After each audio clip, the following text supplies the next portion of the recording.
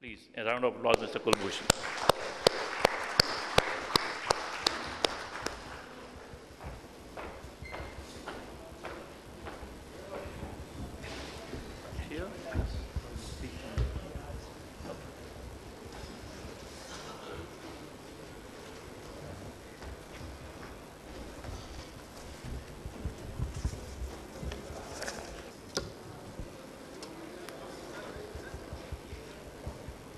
Thank you, Mr. Chairman, for this introduction.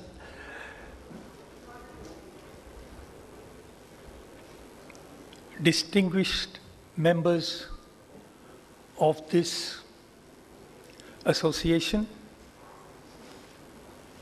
ladies and gentlemen, Lord Krishna in the boardroom. Now, what is Lord Krishna doing in a corporate boardroom of a major MNC today?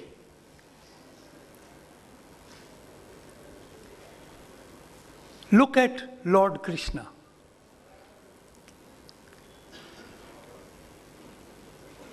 He has got a headband. In the headband, he's got a peacock feather. He's wearing necklaces, earrings, and he's got a flute. So what has he got to do with management? He does not look like a corporate senior executive, the likes of you.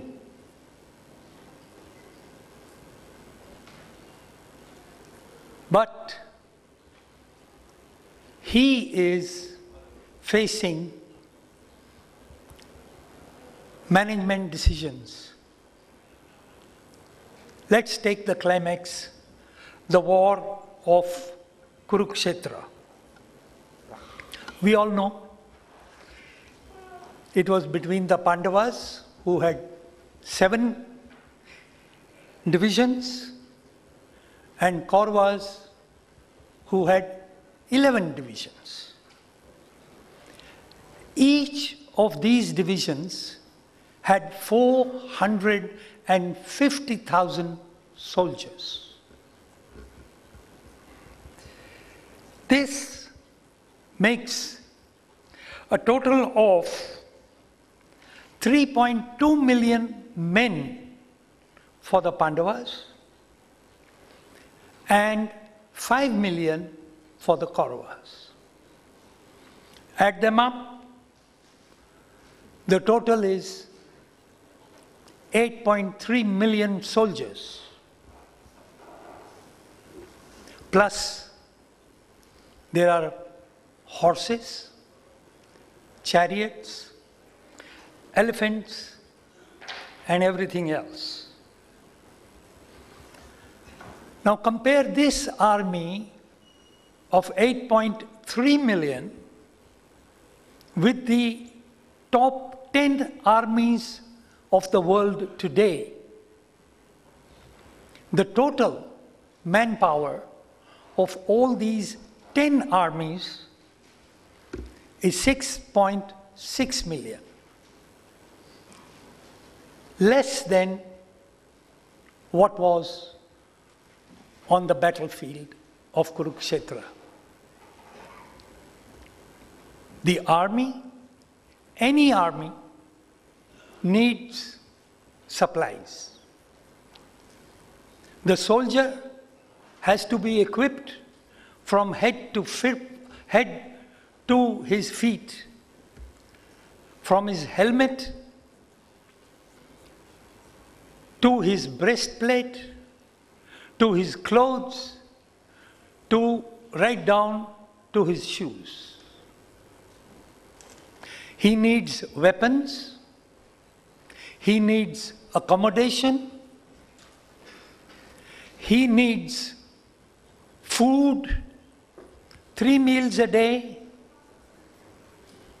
he needs training, he needs health facilities, medical treatment, clinics, hospitals.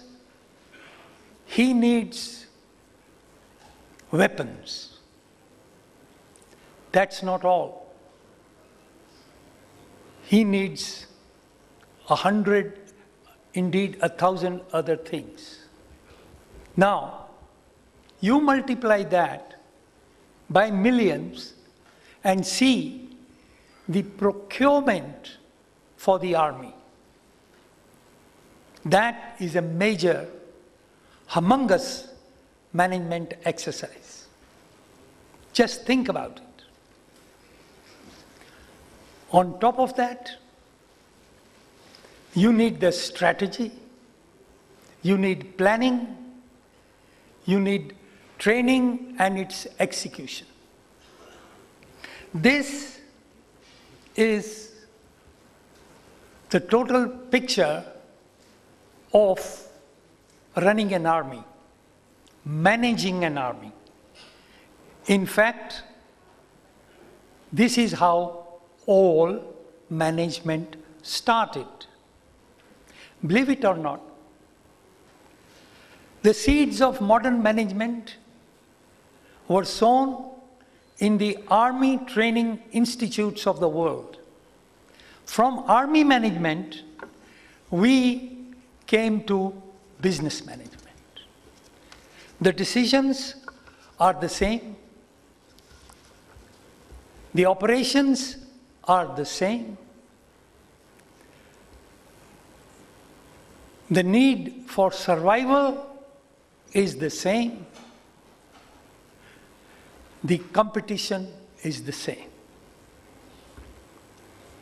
So, here we have Lord Krishna managing the army of the Pandavas. And this army, by the way, is facing heavy odds. For a start, they have 3 million less soldiers, plus the Kauravas have some magnificent warriors which they don't have. For a start, the Kauravas are 100 and Pandavas are only 5. And out of these 5, 2 do not fight. In addition, they have the Guru, they have the senior advisor, and they have Karan, and they have so many other major, brave warriors. Modern corporations, big and small, all face similar odds.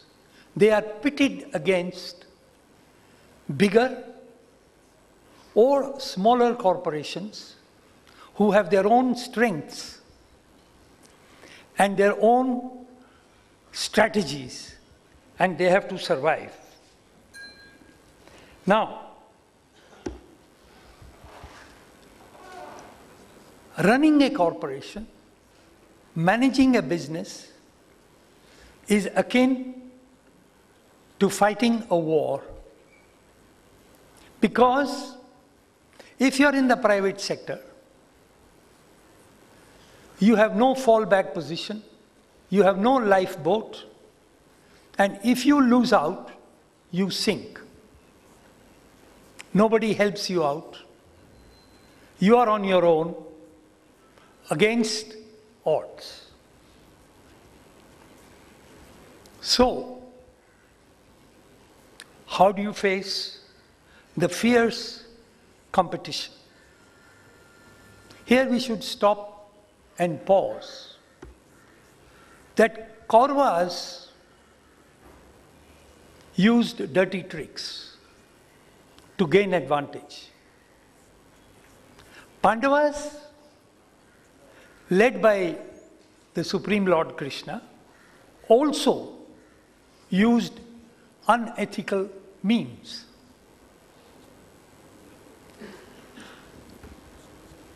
There is a difference between these two approaches and the use of these means.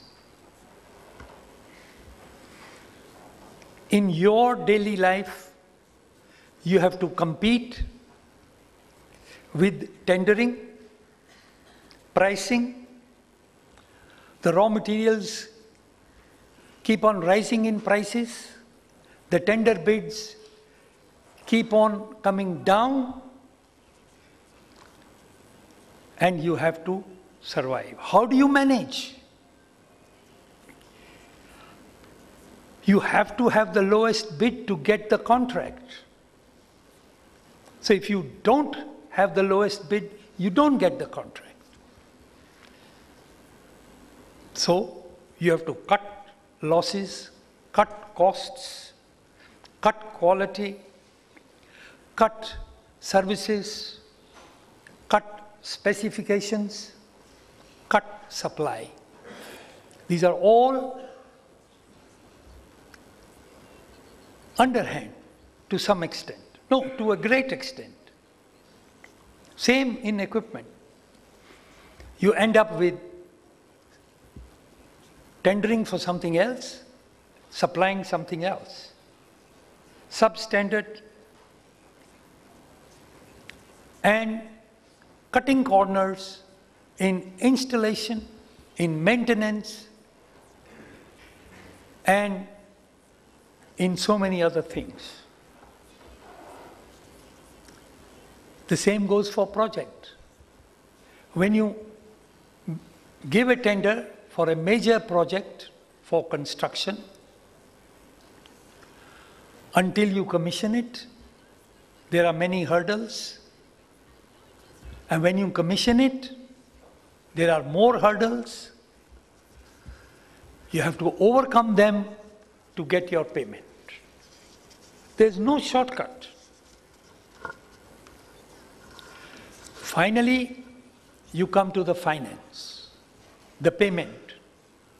As you all know, the payment comes in various tranches. You get some with the order, some when you start supplying, some when you finish the supply, and some of it is retained as retention. These payments are held to affect your cash flow. To keep them flowing, you have to have not only goodwill, but something more. So, what do you do? The question in front of all of us is, shall we take the easy way out, the unethical way out, to keep floating, to keep swimming, or take the ethical way and perhaps sink? The Gita, in the form of Lord Krishna, gives us the answer. The answers are eternal, applicable at that time, 5,000 years ago, and applicable today.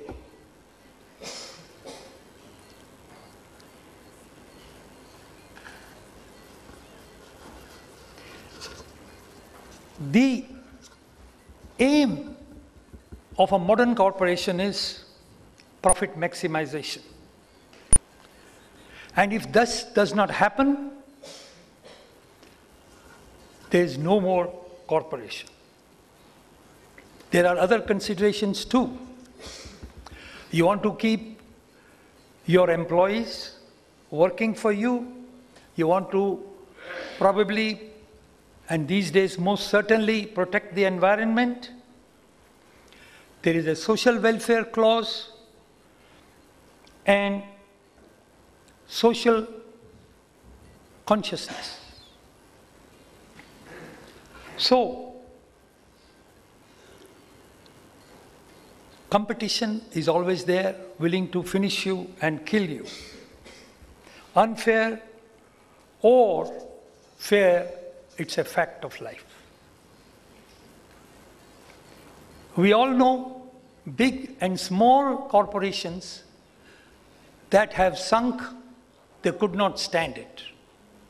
And some big corporations which indulged in underhand and shady deals also sank.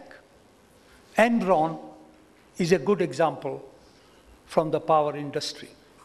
And there are many similar cases in the United States where scores of power utilities went under because of financial mismanagement somewhere else, not necessarily with these utilities. Now, where does it lead us? What is the question in front of us? What is the decision that we have to take every day in the corporate world? In the boardroom, you have to take a decision. Shall I give a bribe and get this contract? Or shall I give my best bid and see what happens to if I survive? This is the challenge which is the core of this presentation. It is your decision. If you listen to the soft, silent voice of your conscience and arrive at a decision that you are comfortable with your conscience, go ahead. If not, you say, I have to survive, the competition is tough, then take the other way.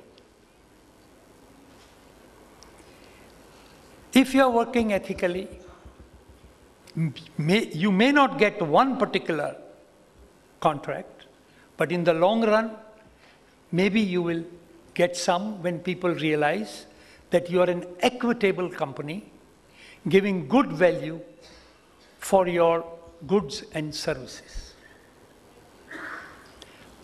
Your industry has plenty of examples both ways. So,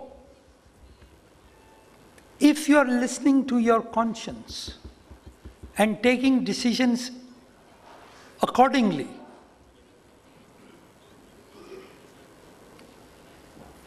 slowly you will develop a thin line of connection with superconsciousness.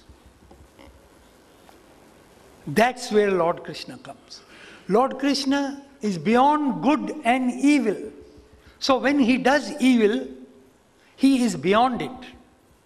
And he can justify it because he wants truth, virtue to win ultimately. And he managed that. Duryodhana cannot justify it because he is wicked and evil through and through. Can he live with his conscience even if he wins? No. It's very, very interesting question which we have to face ourselves. So, Lord Krishna is the guide, and I'm not saying that he was the guide 5,000 years ago and he has no relationship with the modern corporate industry, commerce and trade and services. Certainly he has. There are many examples today where the CEOs have found guidance and inspiration from Lord Krishna. In New Delhi, we know about Mr. E. And then we have the story of Mr. Sanjay Lalbhai of Arvind Group, the people who make denim. He had lost his company almost. He was down and out, and yet he brought it back. And somebody asked him, what is the secret? He says, Gita. In electronics industry, you have Mr. Venugopal Dhoot of Videocon, who's also clearly indicated and stated that he gets recharged with the Gita every day and keeps the Videocon group going. So all these people are using the Gita as a management tool. Business Week in October 2006, as you all know, Business Week is the leading business magazine in the United States. They ran an article called Karma Capitalism. It made a major impact, and this phrase, karma capitalism, became part of modern lexicon from that time onwards. People have talked about karma capitalism, they have analyzed it, and they have tried to understand it.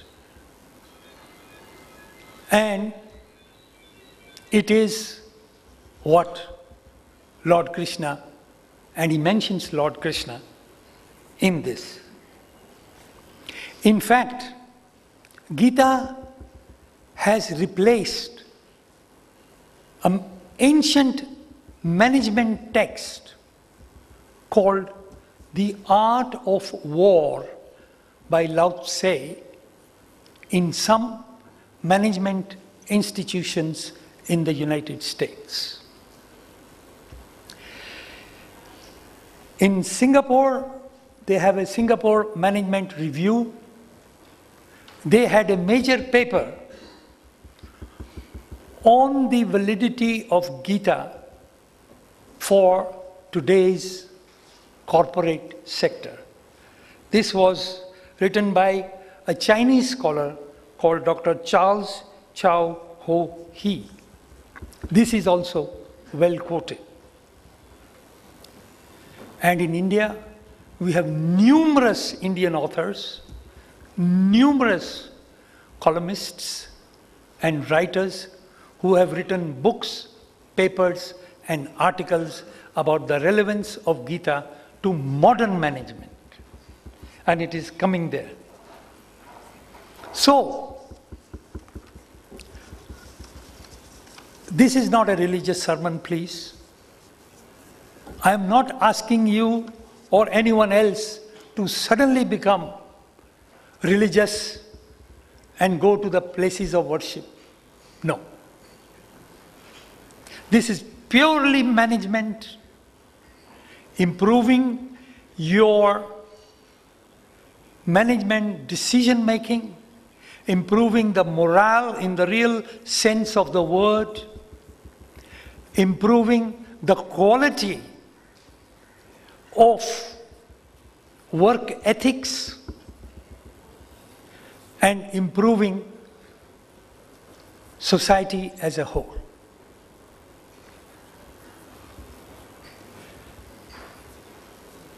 How do we implement this? That is the question. I have a suggestion from my experience. I visited Japan in 1970, long time ago, and I went to an electronics factory where they were assembling television sets. I went there and saw young men and women industrially working on assembling these sets, concentrating, and then I realized how they produce zero defect products. They were totally into it. And I was going around. Suddenly, it was 11 a.m.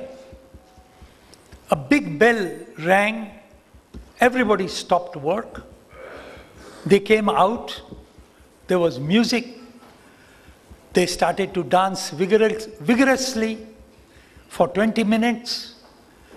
Then they stood still, listened to some talk, calmed down, and went back to work with greater zeal. Lunchtime was not 1 hour, but half an hour. And in mid-afternoon, they had a similar break of hectic physical activity followed by deep silence. That seemed to recharge their batteries. And they were not just the workers, the supervisors, the executives, indeed everyone joined them. As you very well know, in Japanese factories, they wear the same uniform top to the bottom. That was the secret of their work ethic. By adjusting your working, this is possible. I'm not saying that all of you become followers of Lord Krishna. No. When you link to your conscience, and with the conscience, you start connecting to the super consciousness. It can be any religion, any spiritual path. So, it has the same benefit and positive effect. This is the key. To listen to the soft, quiet voice of your conscience, and gradually, by doing this regularly, practicing this regularly, moving to link to superconsciousness. That's all. I'm not urging you to give up your system of management or your work ethics. This is just an idea, a suggestion to enhance it. So, at the end of it, what is your takeaway from this short talk? It is in 4 words. Incidentally, these 4 words are also, they also make up the heading of the last chapter in this book. What are these 4 words? First one is Hari. Now, Hari is a very common name in India. We all know somebody, Harish, Harish Chandra, Harish, whatever. So here is a young child called Hari. He was very bright at studies. He went through school, topping, secured admission in IIT, did extremely well in IIT, went on for a degree in management. Now, with these qualifications, the major corporations were too eager and very happy to hire him at a very fat salary. So he started working for a multinational, and he performed extremely well. He got many promotions, more responsibilities. His parents got him married. He's got more chance. The MNC liked his performance and posted him abroad. So when he landed abroad, say in New York, they said, "Oh, hurry, no, Harry, Harry, you are Harry." So they all called him Harry. So he had a fantastic status as a young, dynamic executive, working hard, delivering results.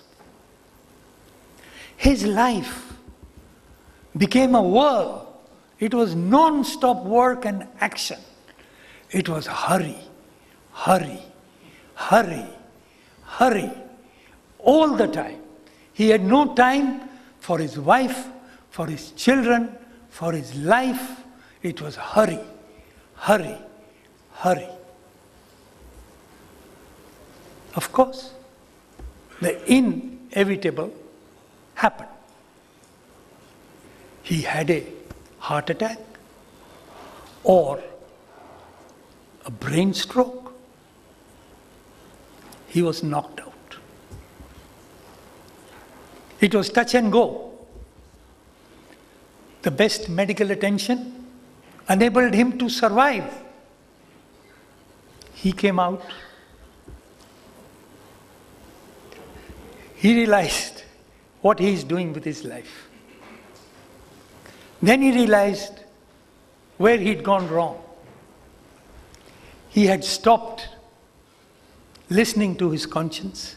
He was only after money and power and promotion and accolades, and he was doing everything, ethical or unethical, without considering any other dimension, and he had landed in this.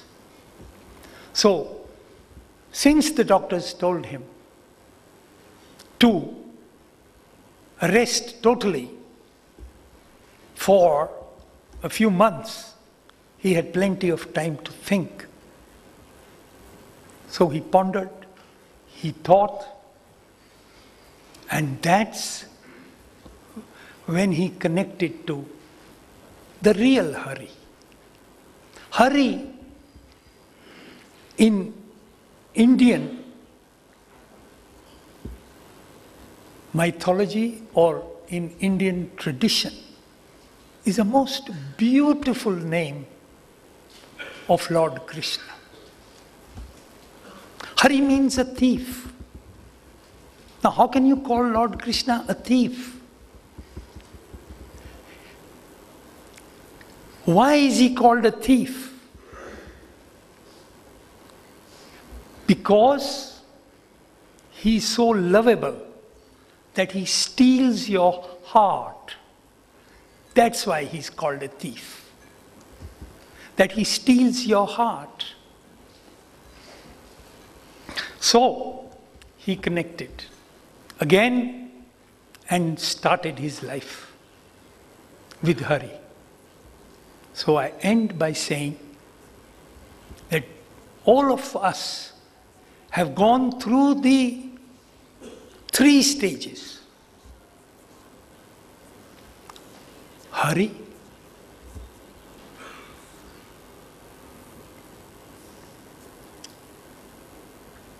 Harry, Hari, and we are at 3rd stage now. And it is our challenge to take the next step, whether we want to listen to our conscience, listen to Hari, or continue as we are to change. Thank you.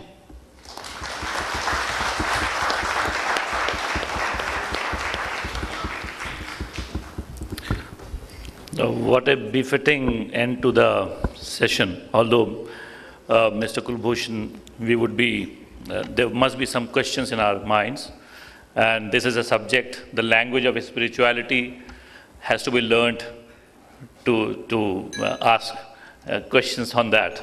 It's something like, computer languages which you have to learn first to work on it. But still, there are many people who must have achieved that stage here with us. And if people are interested, they may ask their questions. Mr. Kul Bhushan had told me before the session started that he would like to have more interaction than lecture. So he is very open to the questions. So anyone who is interested to ask questions.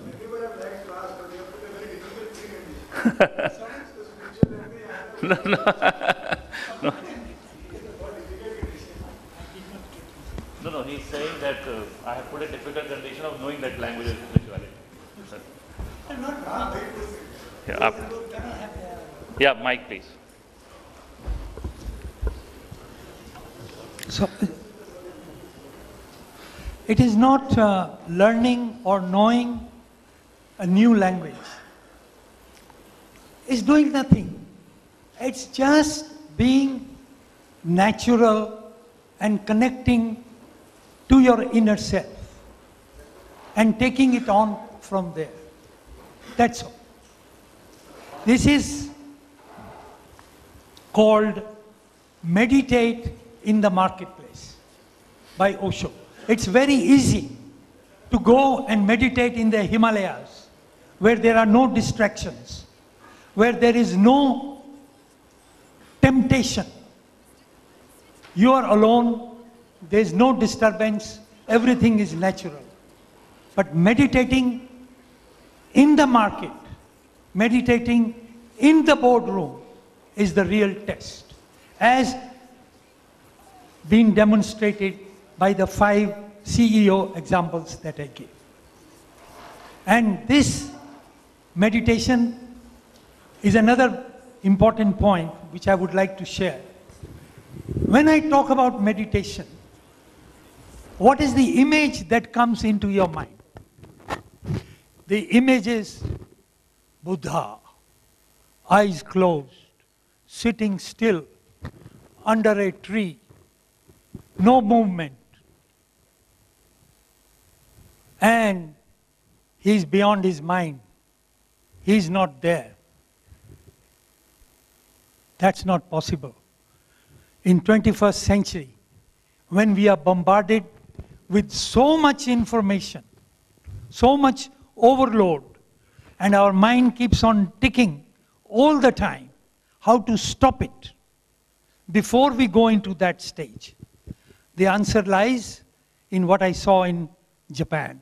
The answer lies in doing hectic physical activity for around half an hour until your body says no more. It's beyond endurance. Then you sit down and lie down and you can't even move your little finger because you're so tired. And that is the time when you get the glimpse of no mind for a fraction of a second, and that is enough to recharge your batteries for the next so many days. That is the way.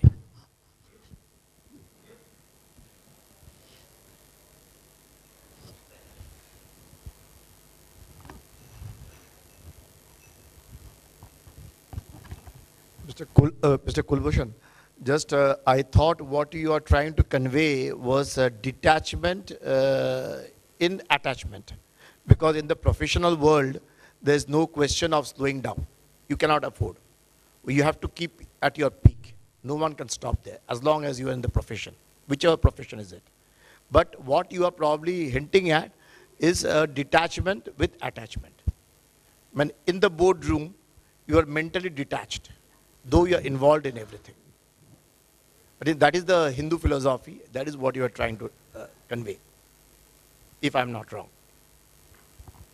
Detachment and attachment become relative when you are on these paths. We can go into the philosophical discussions and continue till the cows come home. what I am talking is experience. If I have told you this experience of connecting to the no mind, it is, I have shared my experience. That's what I've been doing for 40 years. In my particular profession, as a business editor in Nairobi, I've had plenty of pressures from all sides. And I was dealing with the top executives, and I had very good chance to study their lifestyle at close quarters. Africans, Indians, Europeans, Americans, they're all there. And in the UN, I thought this is some ideal place where there are no problems and everybody is honky-dory. Was I mistaken? So, if you can take time out, all I am asking is, please add a spiritual dimension. HR in your company has many divisions. It has a division for recruitment, a division for sports, a division for leave, a division for medical care.